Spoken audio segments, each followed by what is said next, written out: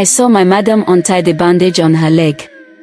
The skin underneath was dark, swollen, and always wet, like a wound that never truly healed. She placed a metal bowl under her thigh, poured water over it, and gently squeezed. The water slowly changed color. She carried the bowl to the pot and poured it in. That was the moment I understood why nobody who tasted her food ever wanted to eat anywhere else again. People used to say Mama Neka's restaurant was blessed. From morning till night, her place was always full. Not small full. Full like Christmas Day. Every single day. Her restaurant wasn't big or fancy. No signboard. No tiles. Just wooden tables, plastic chairs, and a zinc roof that made noise whenever the sun became too hot. Nothing special. Yet people would walk past 5 other restaurants just to eat there. Drivers abandoned passengers in their buses. Market women forgot their stalls.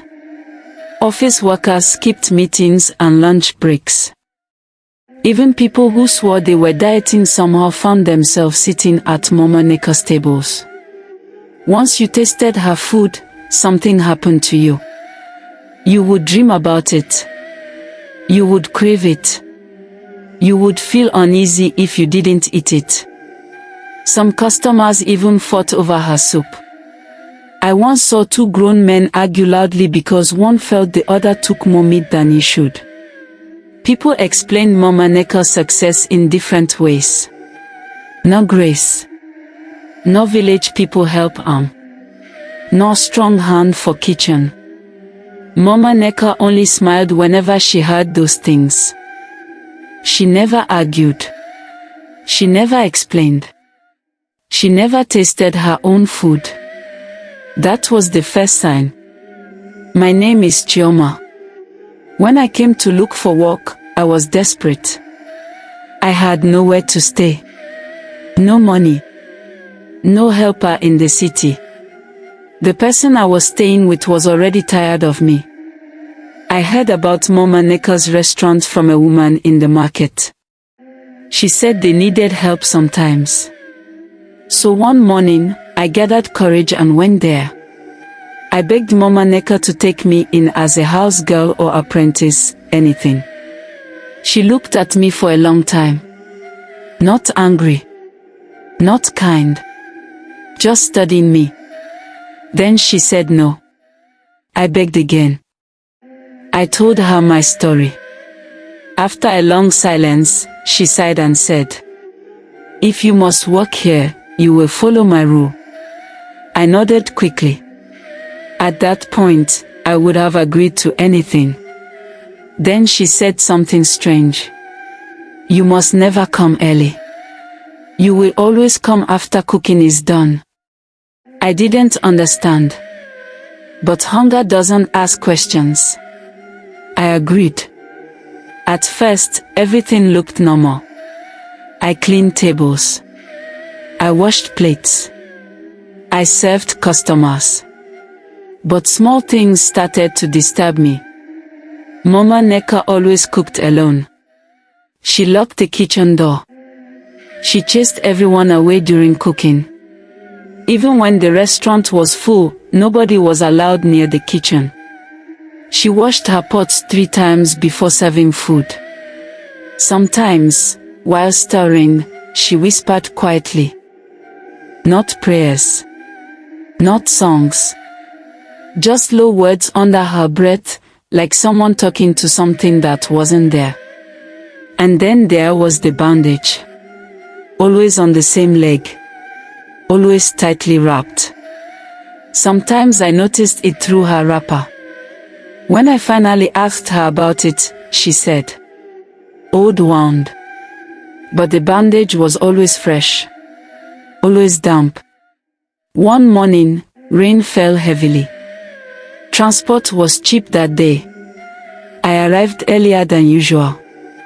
The restaurant was quiet. Chairs were still stacked. The kitchen door was slightly open. I heard water boiling. Then I heard whispering. My heart started beating fast. I don't know why, but I moved closer. And that was when everything changed. I stood there for a moment, listening. The whispering was low, almost gentle, like someone talking to a child. The sound of boiling water followed it, steady and calm. Everything felt wrong, but my feet moved on their own. I peeped through the half-open kitchen door. Mama Neka stood over the pot. She didn't notice me at first. She slowly untied the bandage on her leg. The cloth came loose easily, like it had been removed and tied back many times before. The skin underneath looked strange, dark, swollen, and shiny, as if it never had time to dry completely. It didn't look like a fresh injury. It looked like something old, something that refused to heal. She placed a metal bowl under her thigh and poured water over the leg. The water ran down into the bowl. Then she squeezed gently, calmly, like someone washing clothes. The water changed color. Not bright. Not obvious. Just enough to notice. She lifted the bowl and poured it into the pot. Then she stirred. Slowly. Carefully. Like this was normal. Like this was part of cooking. My hands flew to my mouth. My whole body went cold. I felt my knees weaken, and for a second, I thought I would fall. That was when Mama Neka turned. Our eyes met. For a moment, nobody spoke. I expected her to shout, to scream, to chase me out. She didn't. She smiled. A small, tired smile. Now you know, she said. She told me to sit down. My legs were shaking, but I obeyed. She washed her hands, wiped her leg, and tied the bandage back carefully. Then she turned off the stove, as if nothing had happened. Years ago, she said, her restaurant was nothing. She cooked well, but nobody came. People complained. People insulted her food online. Delivery riders ignored her. Bills piled up. Rent waited for her like a hungry animal. One night, out of desperation, she followed someone to a place she didn't fully understand. The person didn't promise riches. They promised return. They said my food would make people come back, Mama Neka said quietly. Not because they were hungry, but because something inside them would pull them. The condition was simple. You must feed it with something from yourself. Not meat. Not poison. Something tied to pain. Something that carried effort and sacrifice. Every cooking day, she had to wash the wound. Just a little. Enough to keep it alive. If I stop, she said, her voice dropping, the hunger I created won't disappear. It will only change direction. I asked her what she meant. She looked at me. If I stop, she repeated, it will turn on me. That day, I worked like a ghost. I served food with shaking hands. I watched customers more closely than I ever had before. They didn't eat like normal people. Some chewed slowly, eyes half closed. Some licked their fingers and plates without shame. Some stared into their bowls like they were afraid the food would disappear. When the soup finished early, a woman started crying. A man slammed the table and said he hadn't felt right all day until he ate there.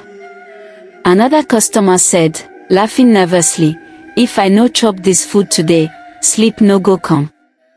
They laughed. But I didn't. Because I could see it now. This wasn't enjoyment. It was attachment. That night, I couldn't sleep. Mama Neka's words played over and over in my head. If I stop, it would turn on me. I remembered my grandmother's voice from when I was younger. Any food that controls a person's will is not food, she used to say. It's a chain. I watched Mama Nneka carefully over the next few days. I noticed something important. On Sundays, she didn't cook. She ordered food like everyone else. She said the process needed rest. If it doesn't rest, she once told me casually, it grows stubborn. That sentence stayed with me. On Sunday night, Mama Nneka slept deeply. The house was quiet. I stood in the kitchen for a long time, staring at the pots. My heart was beating fast. I knew that whatever I did next would change everything. I took salt. Not ordinary salt. Salt mixed with bitter herbs I bought quietly from an old woman near the market. I poured it into every pot. I whispered nothing loud. I didn't shout. Then I did something that shocked even me. I lifted the pot and poured the food away. All of it. Into the gutter behind the restaurant. I stood there until the pots were empty. By morning, everything had changed. Mama Nneka woke up screaming. She held her leg and cried like a child. The bandage soaked through quickly. Customers arrived as usual. But when they tasted the food that day, they paused. Some frowned. Some spat it out quietly. One man shook his head and said, "This food is normal." That word moved faster than gossip. Normal. And nothing is more dangerous to a secret than the truth spoken casually. By midday, the restaurant felt different. Not quiet. Not empty. Just normal. People still came in, but they no longer rushed. They no longer fought for seats. They no longer begged for extra soup. Some ate halfway and stopped. Some paid and left without looking back. Mama Nneka stood behind the counter, watching. She didn't taste the food. She tasted the air. Her face tightened slowly, like someone realizing something precious had slipped from their hand. By evening, she could no longer hide it. She leaned against the wall, breathing heavily. The bandage on her leg was already soaked through. I could see dark patches spreading through the cloth. "What did you do?" she asked quietly. I didn't answer. I couldn't. That night, she didn't sleep. She walked around the restaurant, opening pots that were already empty, stirring them slowly, like the food might return if she kept moving her hand.